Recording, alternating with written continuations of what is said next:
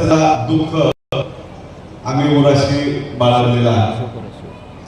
खऱ्या अर्थानं खूप अपेक्षा आहेत. ह्या जिल्ह्याचे जिल्हाधिकारी म्हणून सांस्कृतिक विभागाला अतिशय चांगल्या पद्धतीचं पाठबळ त्यांच्याकडून मिळेल.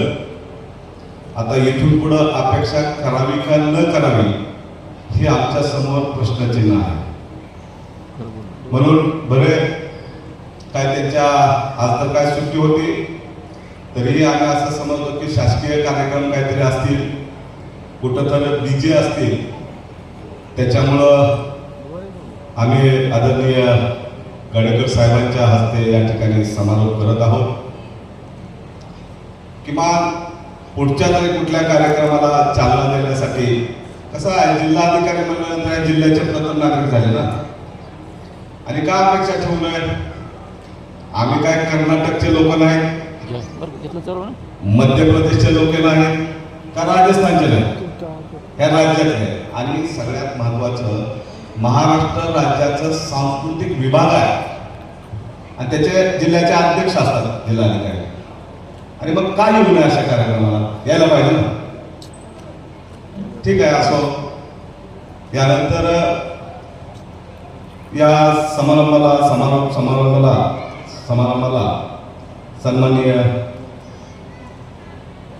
दादा साळुंखे साहेब उपलब्ध करून दिल्याच्या नंतर आमचं नियामक मंडळ जे आहे ते खंबीर आमच्या पाठीशी आहे.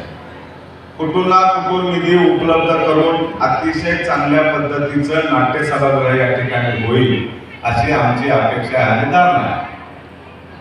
आणि मला असं वाटतंय की सरकार शासनाच्या प्रशासनाच्या माध्यमातून एक 10-15 गुंठ्याची जागा या कार्यक्रम या नाट्य सभागृहासाठी मिळेल अशी अपेक्षा आहे. तुमच्या माध्यमातून जे आपले सगळे प्रेक्षक आहेत, या प्रेक्षकाच्या माध्यमातून सुद्धा मी तुमच्याकडे मी मागणी करतोय की तुम्ही सुद्धा जिल्हाधिकाऱ्याकडं आमची मागणी कळवा.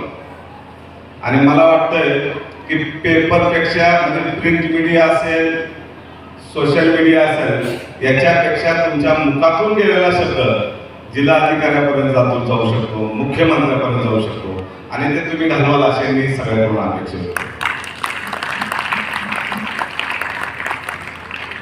साहेब, या धाराशिव जिल्ह्याची परिस्थिती